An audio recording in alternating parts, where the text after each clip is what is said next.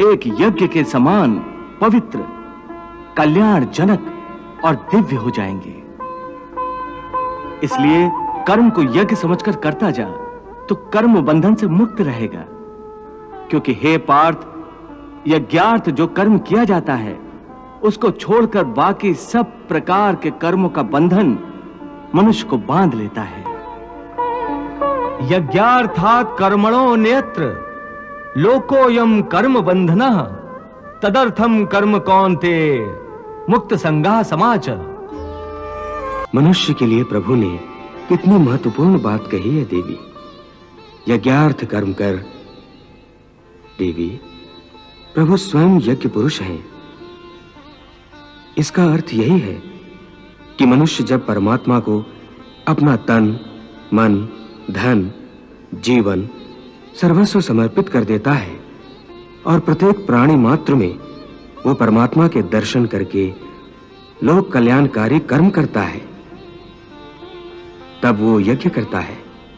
हे अर्जुन, शास्त्रों में कई प्रकार के यज्ञों का वर्णन है जिनके द्वारा प्राणी देवताओं की आराधना करके उनको प्रसन्न करते हैं। हे अर्जुन, समस्त देवता मेरा ही स्वरूप हैं। इसलिए इन यज्ञों के द्वारा प्राणी मेरी ही आराधना करते हैं। हे मधुसूदन, तुम्हारे कहने का अर्थ है कि यज्ञ कई प्रकार के होते हैं। कृपा करके मुझे उन सब का विवरण बताओ। पार्थ, पहले यह समझ लो कि यज्ञ क्या है। अपनी किसी श्रेष्ठ वस्तु को, अपने धन दौलत को, अपनी किसी विशिष्ट भावना को, बल्कि अपनी किसी तीव्र कामना को भी मुझ परमात्मा के चरणों में समर्पण कर देना, इसी को यज्ञ कहते हैं। अपनी प्रिय वस्तु की कुर्बानी, यही यज्ञ की मूल भावना है। इसीलिए शास्त्र कहते हैं कि यज्ञ में आहुतियां देने के पश्चात जो अन्न बच जाता है उसे खाने वाला मनुष्य सब पापों से मुक्त हो जाता है। और जो लोग केवल अपना ही पेट भरने की ही भावना से अन्न पकाते हैं, वो तो पाप का ही भोजन करते हैं। हे केशव, यज्ञ के बारे में आम धारणा तो यही है कि अग्नि जलाकर अग्नि कुंड में आहुतियां देने का नाम यज्ञ है। परंतु हे माधव, तुम तो कहते हो कि जन कल्याण का कोई भी कर्म यज्ञ है। अपने किसी प्रिय वस्तु का बलिदान अथवा त्याग भी यज्ञ है। इसका अर्थ क्या है?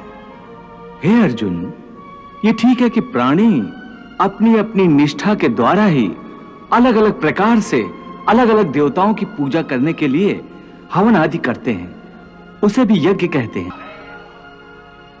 और कुछ लोग परम दानी होते हैं, वो अपने धन आदि का दान करते हैं, वो भी यज्ञ है, उसे द्रव्य यज्ञ कहते हैं।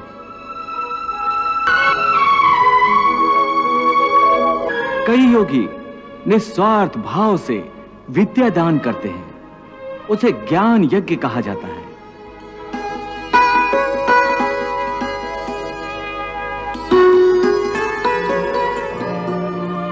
इसके अतिरिक्त अष्टांग योग साधन की कुछ योगिक क्रियाएं भी ऐसी हैं जिनके द्वारा कई योगी पुरुष आध्यात्मिक सिद्धियों के लिए प्राणायाम की क्रियाओं पर आधारित प्राण यज्ञ करते हैं।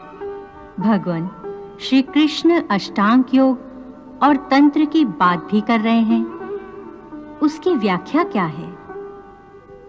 देवी, अष्टांग योग एक प्रकार की दिव्य चिकित्सा है जिससे मानव के समस्त रोगों का नाश हो जाता है। चाहे शरीर के रोग हों, चाहे मानसिक रोग हों, चाहे आध्यात्मिक ग्रंथियां हों, सबकी चिकित्सा के साधन योग शास्त्र में वर्णित हैं। इन साधनों में प्राणायाम, तंत्र, मंत्र और यंत्र प्रमुख हैं। ये प्राणायाम की क्रिया पर आधारित यज्ञ कैसे होता है केशव? हे अर्जुन, योगी जन मंत्र और तंत्र दोनों प्रकार की साधन पद्धतियों के द्वारा कभी अपान वायु में प्राण वायु का हवन करते हैं और कभी प्राण वायु में अपान वायु का हवन करते हैं। और कुछ योगी गूढ़ योग विद्या के द्वारा प्राण वायु और अपान वायु दोनों की गति को रोककर अपने प्राणों का प्राणों में ही हवन करते हैं। भगवान, प्रभु ने विविध यज्ञों के बारे में ज्ञान प्रदान किया है, परंतु भगवान, मैं प्राण और अपान वायु के बारे में आपसे अधिक जानना चाहती हूँ।